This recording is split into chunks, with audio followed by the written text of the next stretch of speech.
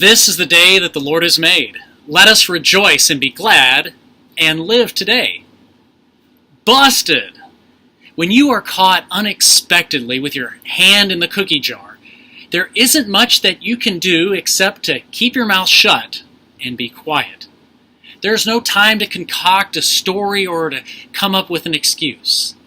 Keep your mouth shut and don't make things worse. Well, the disciples were busted.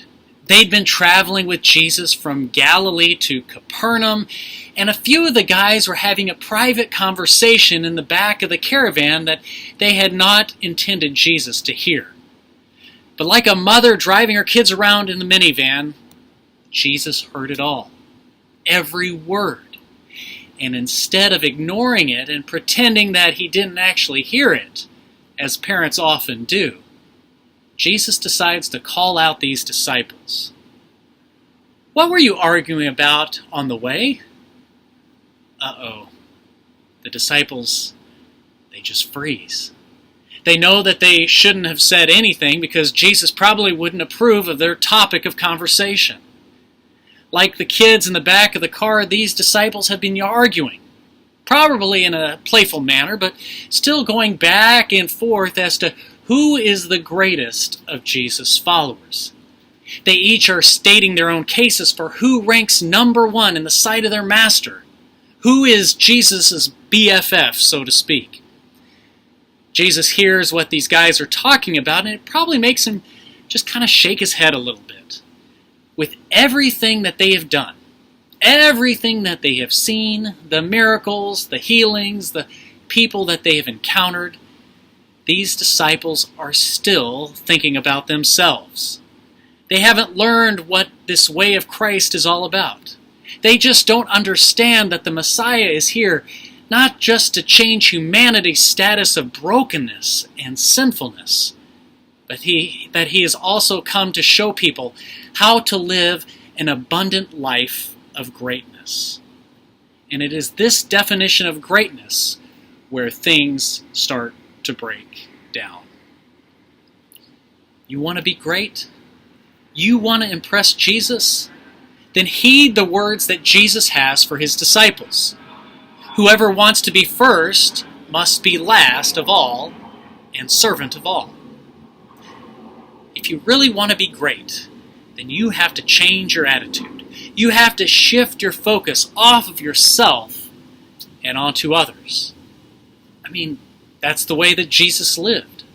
Unselfishly tending to the needs of others, whether it was providing a healing touch, embracing with a compassionate embrace, encouraging with a helpful word, or just simply lending a listening ear. Have the disciples done these things? Better yet, have you? I know that I have problems with this sometimes. After all, isn't it human nature for us to look out for ourselves and to take care of our own needs? Well, of course it is. And I don't think Jesus is saying that we need to neglect ourselves at the expense of our neighbor.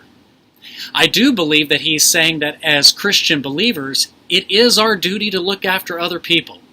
And when there is an instance that we can turn to a neighbor with a servant heart, we certainly ought to do that. For Jesus goes on to say that whoever welcomes one such child in my name welcomes me. And whoever welcomes me welcomes not just me, but the one who sent me. You want to be great. You want to welcome Jesus into your life.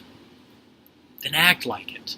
Mimic those things that Jesus is doing and be a welcoming presence to someone else. Welcome the children. If you take a look at the use of children in this teaching, what is it that they represent? It seems as though they represent those who cannot help themselves. Just think about it for a second. Children aren't fully self-sufficient. They need adults in their lives in order to not just flourish and grow, but also to survive. If this weren't the case, then we would have no problem whatsoever leaving a 5-year-old at home while mom and dad jet off to Las Vegas for the weekend. We would have no problem whatsoever letting a 9-year-old take the car keys and going about town running some errands. And we would have no problem demanding that our 12-year-old pitches in to pay for the mortgage and the bills. The fact is, we don't do any of these things. Instead, we mold and we shape and we care for and we serve and we love the children in our lives. We tend to their needs. We lift them up and we encourage them in their life's journeys. Whoever welcomes a child welcomes me. So we welcome the child, the orphan, the homeless, the hungry, the neighbor, the enemy, the poor, the disenfranchised, the outsider, in addition to those in our family and our friends. We do this not to gain anything from the experience. Jesus wants us to turn our attention to people who cannot pay us back, cannot return the favor, cannot owe us one down the line. We take up the cross and follow in Jesus' footsteps of servanthood because that is what we are compelled to do. We have felt God's presence and our Savior's love deep within our souls. And it is through our faith we respond to the grace and the unconditional love that we receive from the cross. Welcome others as we welcome a child. While I really do like this, I think we can take it even one step further. In addition, why don't we also welcome others as a child welcomes others? A friend of mine named Mark and his 4-year-old daughter were sitting in the first pew of the new church that they were attending. Now, having to entertain a youngster during worship can be a task. So there were crayons and coloring books, Barbie dolls, and an assortment of other toys just strewn all over the pew. They had marked their territory. Now, the service hadn't yet begun when Mark heard a clank shuffle, clank shuffle, clank shuffle coming down the aisle. He then heard a voice say, "Hey, I think someone's sitting in your seat." Mark swiveled his head to see what was transpiring behind him. Coming down that aisle was a blind man with a cane, heading straight for the front pew. "Oh no, we are sitting in this guy's seat," Mark thought to himself. He swiveled his head back to see the landfill of toys that his daughter had created. He hurriedly began to gather them up when the gentleman plopped himself down right next to the pair, right on a bunch of those coloring books. Now Mark's daughter looked up at the man and she innocently asked, "What is wrong with your eyes? Why are you wearing sunglasses?" "Oh no," Mark thought.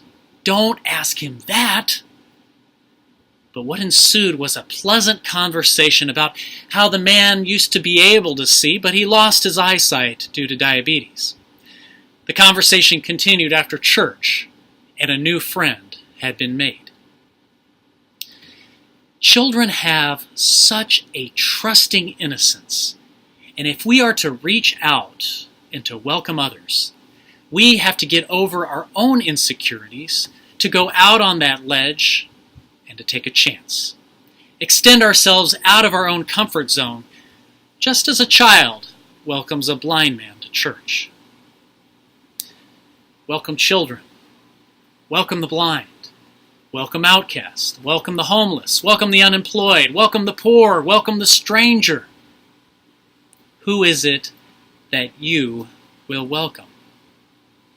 Place yourself on the path of discipleship as we fully embrace the ways of the Lord. And let's be great together. Amen.